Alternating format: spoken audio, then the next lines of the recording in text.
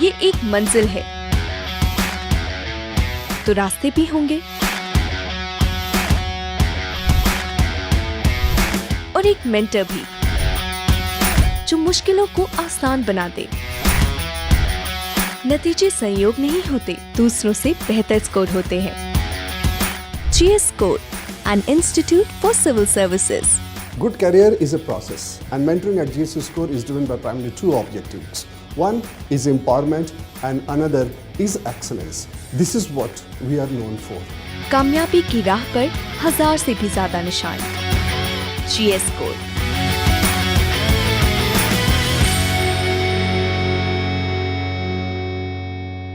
नमस्कार आप सभी को। आई एम अभिनव सिवाच।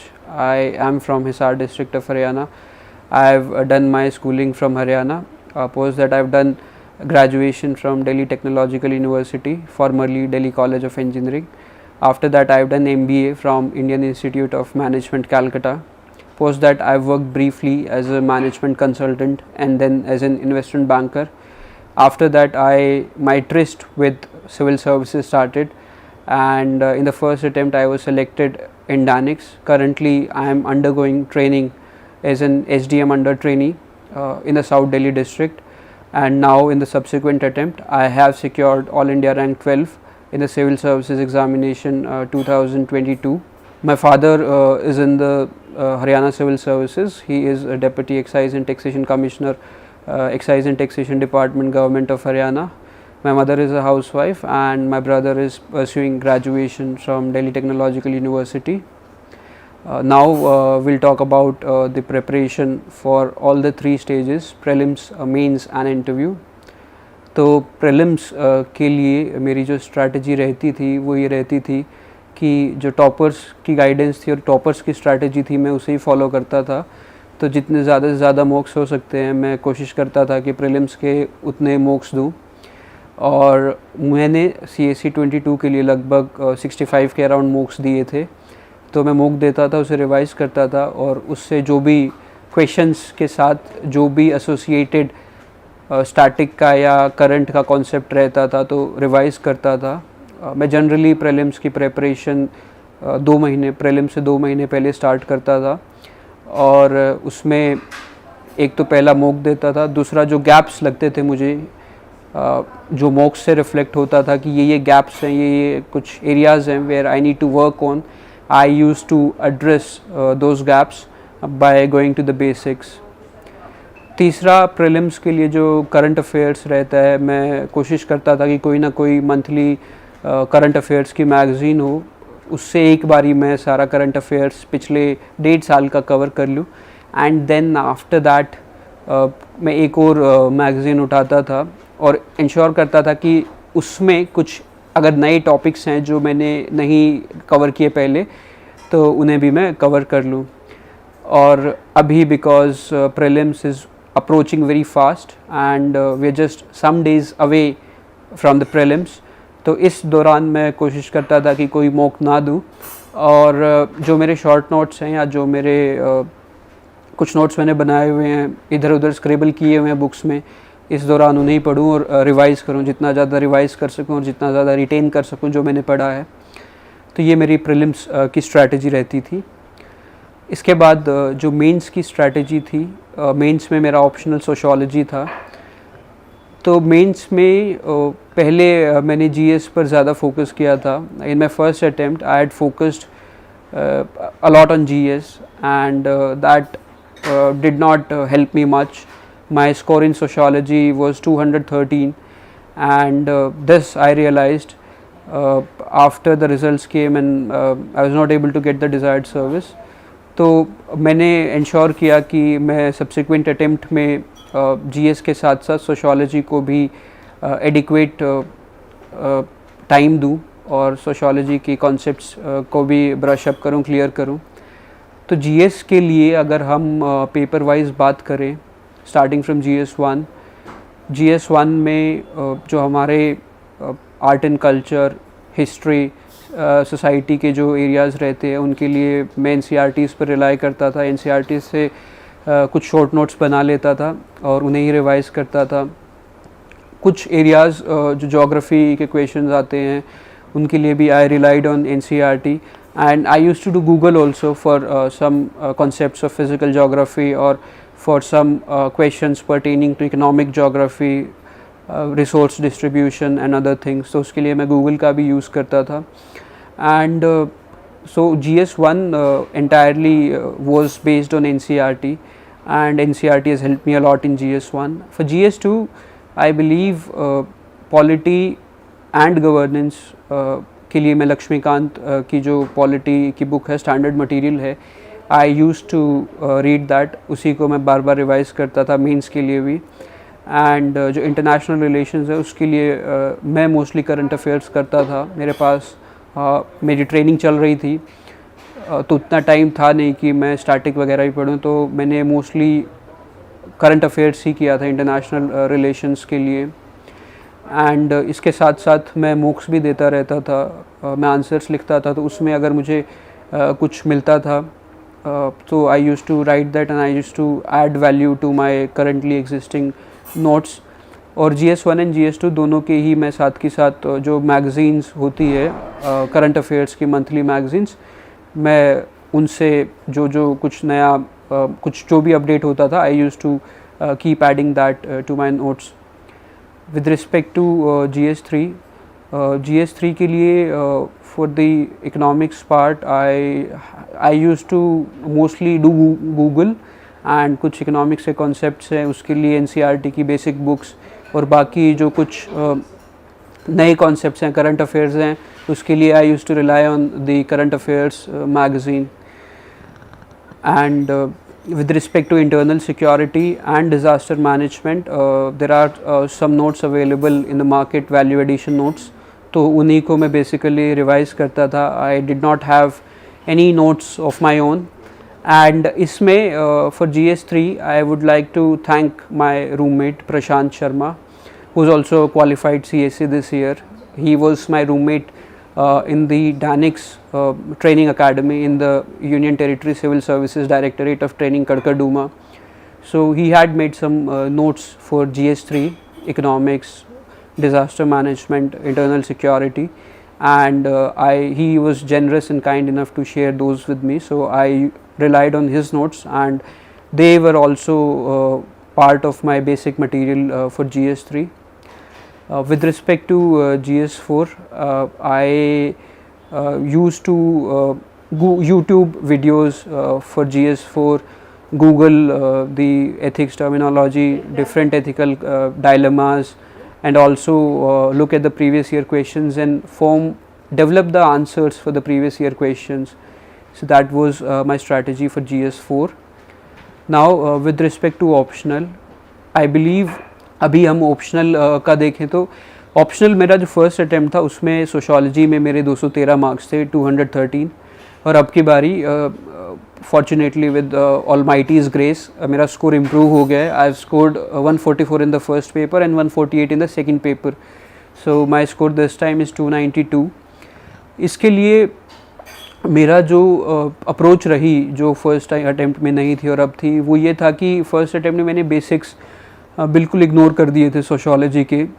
तो इस बारी में जो बेसिक बुक्स होती हैं, introduction to sociology, George Ritzer, Haralambos, NCERT, मैंने बेसिक बुक्स पढ़ी और मैंने इंश्योर किया कि जो कॉन्सेप्ट्स हैं, डिफरेंट कॉन्सेप्ट्स हैं, एलियनेशन है, historical materialism etcetera, suicide, theory of Durkheim, I ensure that I am reading the original text of these thinkers, of the sociological thinkers, और उनके जो टर्म्स हैं of all the sociological thinkers which they've used in their original texts, I tried to understand those terms and I tried to reproduce those terms. So I made notes for those terms which I used to keep on revising again and again, and that I think has helped. The second thing which I did was that I gave mocks for sociology optional, और उससे भी मुझे लगता है कि my answer quality, my structuring of answers and my content has improved.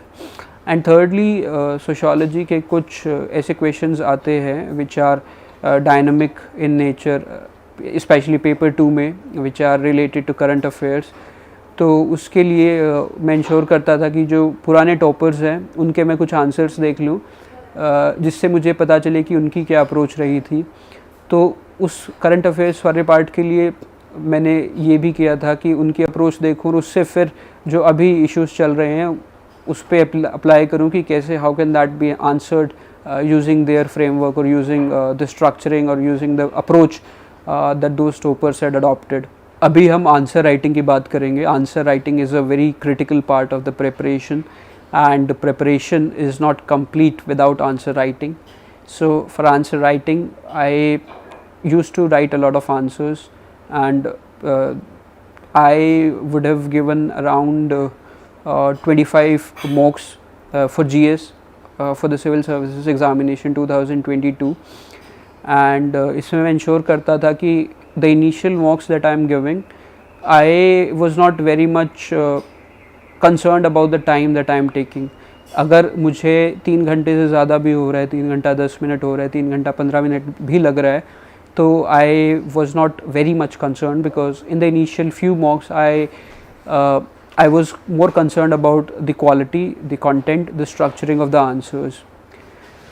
Subsequently जब बाद में मैंने मॉक्स दिया, एक बारी मुझे जब स्ट्रक्चरिंग का अच्छी तरीके से पता चल गया या कंटेंट का अच्छी तरह से पता चल गया, तो उसके बाद जो मैं सब्सिक्वेंट मॉक्स देता था उसमें फिर मैंने टाइम मैनेजमेंट को भी प्रैक्टिस करना शुरू किया कि how do I ensure that I complete the paper on time first, secondly how do I ensure that the quality of my answers remains the same for all the 20 questions. हालांकि वो नहीं हो पाता था कभी भी, there were certain 2-3 questions which one does in the end. 2-3 questions हमेशा ऐसे होते हैं जो आखिरी 10-15 मिनट में करते हैं और जहाँ पर क्वालिटी डिटेरियोरेट हो जाती है।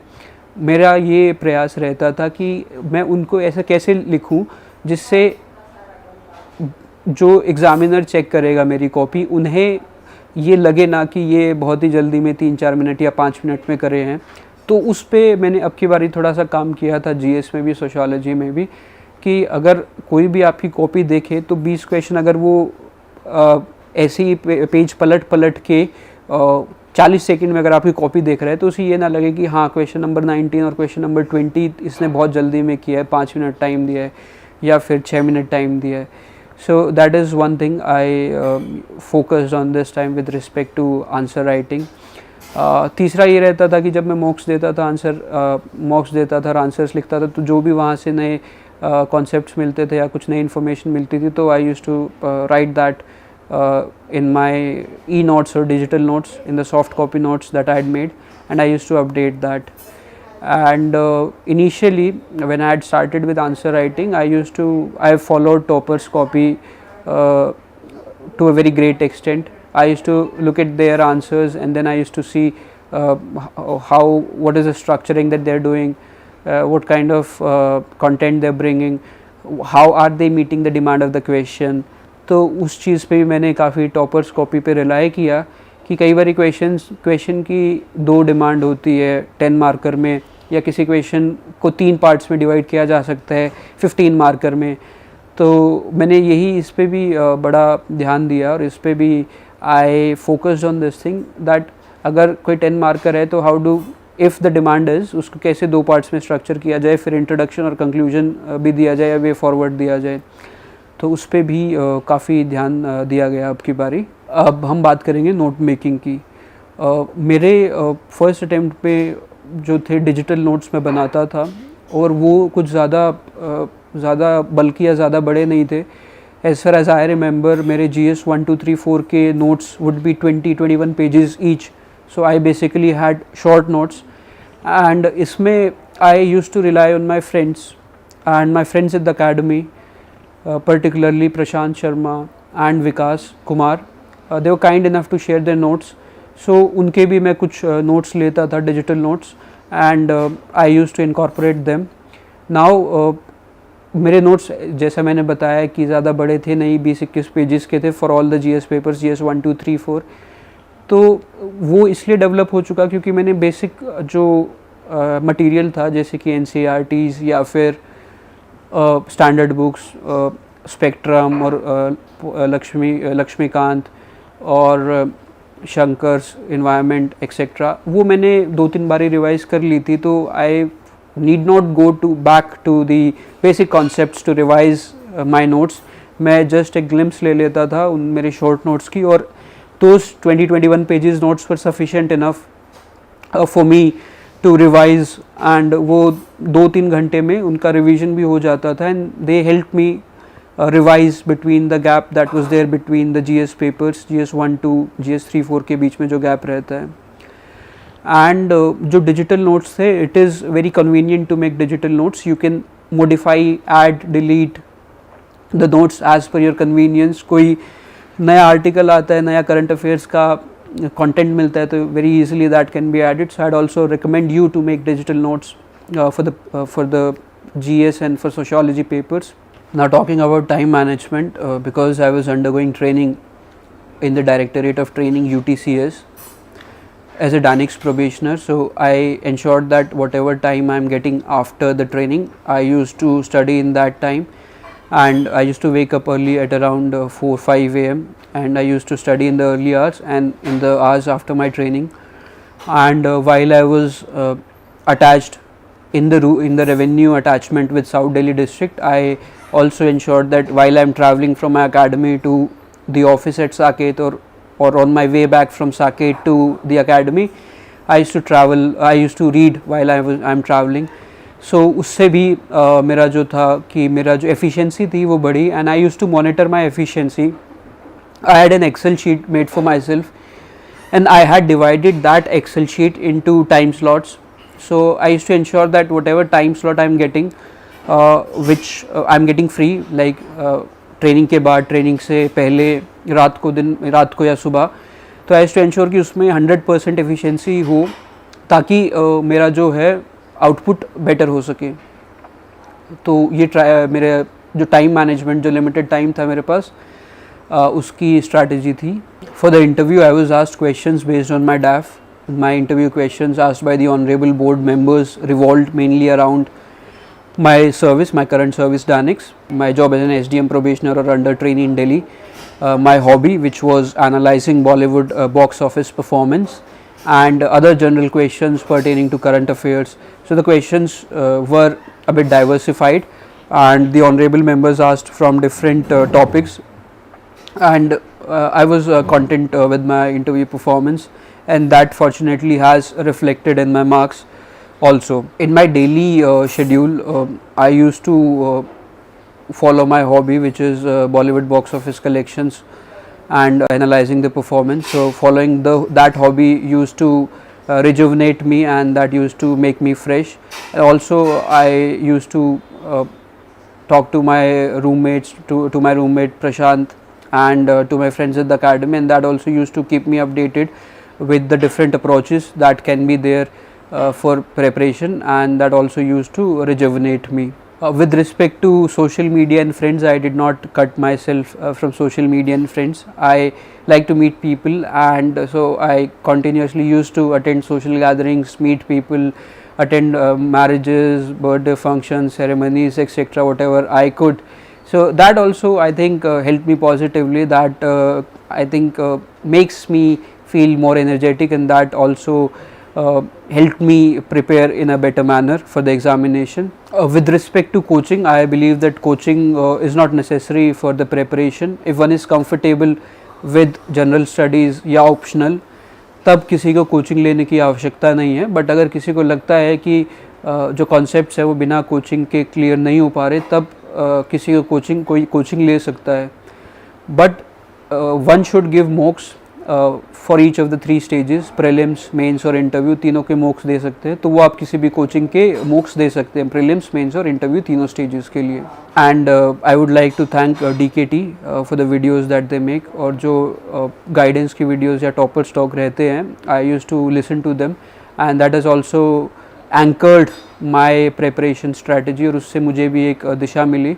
So I would like to thank DKT and the entire team for the videos that they're making, and they're doing a good stuff. Thank you.